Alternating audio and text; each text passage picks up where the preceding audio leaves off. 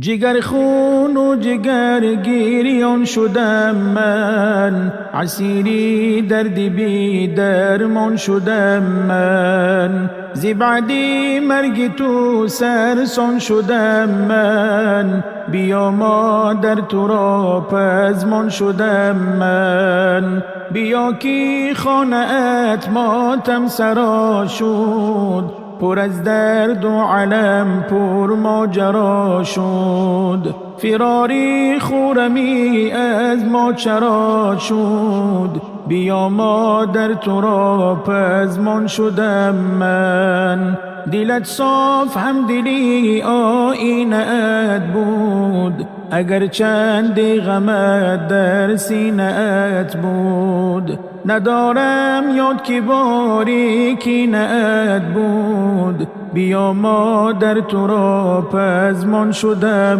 من، سرود می خوندی تو بر گوش طفلان و می گفتی فدا سازم دل و جان، ندانستم که تو دو روز میهمان، بیا مادر تو را پزمان شدم من، تو بودی مادری جان داوریم، همیشه می نمودی باوریم،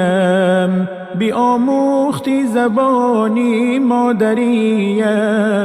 بیا مادر تو را پزمان شدم من، نمی آیی و من هستم امیدوار، ببینم عکس تو در روی دیوار، نمی آید ز دستی من یگان کار، بیا مادر تو را پزمان شدم من، نمی گیرد کسی یک لحظه جایت، نگشتی پیر که من گردم عصایت، فدای مهر پاک و خنده هایت، بیا مادر تو را پزمان شدم من، همه خویش و تبار بیگانه بی تو، نمی آید بسوی خانه بی تو، بینالد این دلی دیوانه بی تو،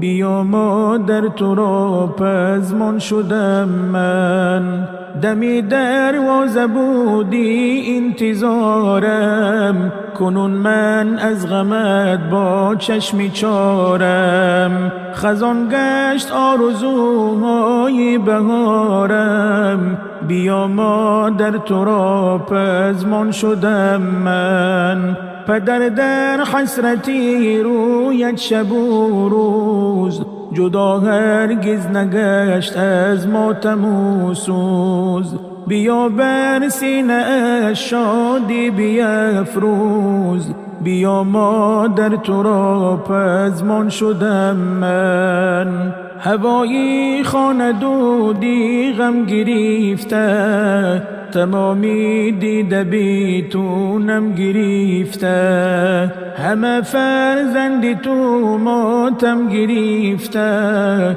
بیا مادر تو را پزمان شدم من، سمایی سینه ام ظلمانی بی تو، هوایی دیده ام بارانی بی تو، گذشت عمرم بسد سرسانی بی تو، بیا مادر تو را پزمان شدم من.